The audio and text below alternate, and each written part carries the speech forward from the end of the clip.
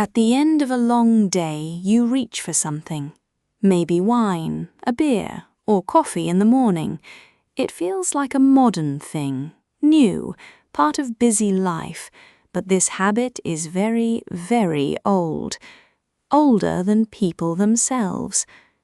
To see why, we go back a long way, 10 million years. Back then, our ape ancestors lived deep in the forests. Ripe fruit fell from the trees, and on the ground it slowly went bad. As it rotted, it made a tiny bit of alcohol. Most animals could not eat it, but one ancestor changed, a small change deep inside the body. It let them break down the alcohol in old fruit and eat what others had to leave. Scientists call this idea the drunken monkey, and that small change is still inside you today.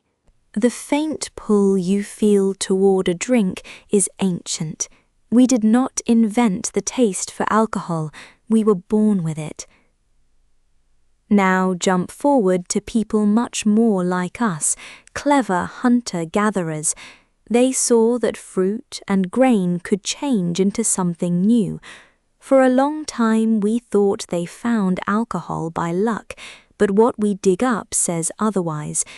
In a cave in Israel called Raqefet, they found small bowls cut into the stone floor.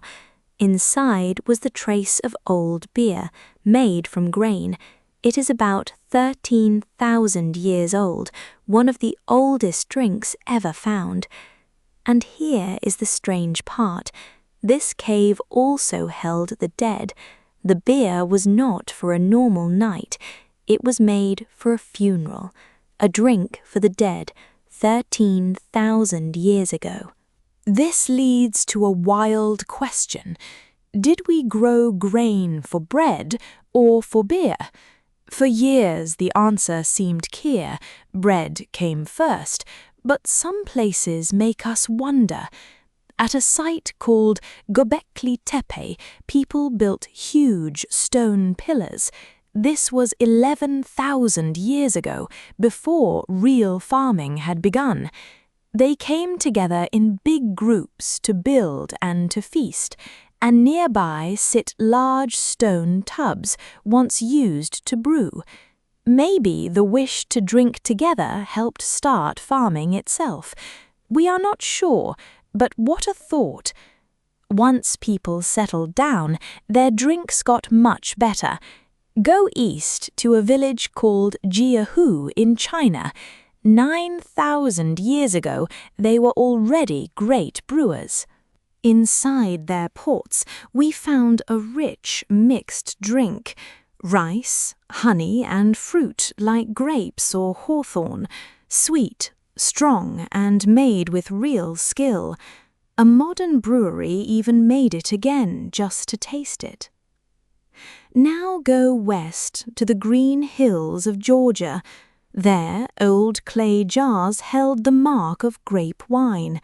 Those jars are about 8,000 years old, the oldest wine we know of. Big jars buried in the cool ground, full of wine. But alcohol was just one door. There were many. Not every land grew grain or grapes, but all of them searched. In warm parts of Asia, people chewed a small green nut, the betel nut, wrapped in a leaf and held in the cheek.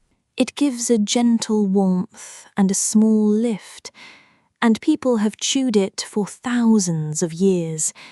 We even find its mark on old skeletons, teeth stained a deep red brown. A habit so deep it colored their very bones. Now cross the sea, to the high Andes Mountains, cold, steep, and hard to breathe. For thousands of years, people there chewed the coca leaf, not the modern powder, just the dried, plain leaf. It calmed hunger, cold, and tiredness, and helped them work in the thin air. We find these leaves placed in old graves, too. Back in Europe, people had their own plant. The first farmers carried the opium poppy. We find its seeds at villages thousands of years old. To them, the poppy was medicine and rest, a way to ease pain and help a child sleep. Long ago, people already knew that plants could heal. But the most haunting clue is not a drink. It is smoke. High in the Pamir mountains lies an old graveyard. Among the graves were small wooden bowls for fire. Inside were burnt stones and the trace of a burned plant. It was cannabis, and a strong kind. About 2,500 years ago, people burned it next to their dead. Picture it, a burial high in the cold mountains, hot stones in the bowls, the plant laid on top, smoke rising over the crowd, with grief and maybe music. And we have an old story that matches. A Greek writer, Herodotus, wrote about the Scythians. Horsemen who sat in small tents with hot stones, they threw the plant on the stones and breathed the smoke. For years we thought this was a tall tale. Then we found the bowls, and it rang true. But smoke has an even older home. For a long time we thought tobacco was young, just a few thousand years old, from the Americas. Then a desert site in Utah changed everything. By an old fire, they found 4 tiny tobacco seeds, left by hunter-gatherers warming their hands. Those seeds are about 12,000 years old, the oldest sign of tobacco on Earth, long before farming, before pots, before pipes.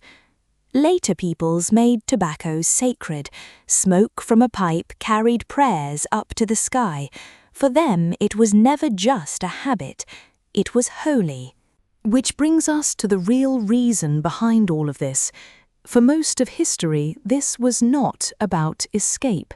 It was about connection, a way to reach past the normal world and touch something larger. But we must be honest about what we don't know. On some old rock walls are strange figures, a few with shapes that look like mushrooms. Some say this proves ancient drug visions. It is a lovely idea, but the paint is faded and unclear. We cannot be sure what they meant, so we hold it loosely, a maybe, not a fact. The solid clues are amazing enough on their own. So step back and ask, why did they all do it? The reasons are the same as yours today. For medicine, to ease pain when nothing else could. For courage before a hunt or a long, scary trip. For grief, to sit with the dead and bear the loss. And most of all, to be together. A shared cup or smoke said, "You are one of us." It turned strangers into family. So come back now to you and that drink after work, the toast at a wedding, the cup at a funeral. It can feel small, even like a weakness, but look again. After all we have seen, you are doing one of the oldest things people have ever done. The same reach as the people in that cave and over fires and graves ever since. The craving was in our blood 10 million years ago. You are not strange. You are the latest in a very long line. And it was rarely just to escape, more often to feel the world with someone beside you. So next time you raise a glass, stop for a second and feel all the hands across all the years raised before yours. If this changed how you see your habits, subscribe for more. There are 1,000 more stories to tell. And our ancestors did not only look for comfort. Some of them lived through a hole cut into their skull and healed and walked for years after. How ancient humans lived through surgery with no pain relief, that story is waiting for you now.